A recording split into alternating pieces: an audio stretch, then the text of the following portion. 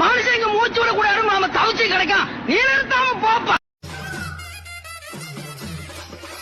இன்று இரவு 10 மணி அளவில் தோட்டத்தில் தனிமையில் என்னை சந்திக்கவும் தீபாவளி பரிசு காத்திருக்கிறது.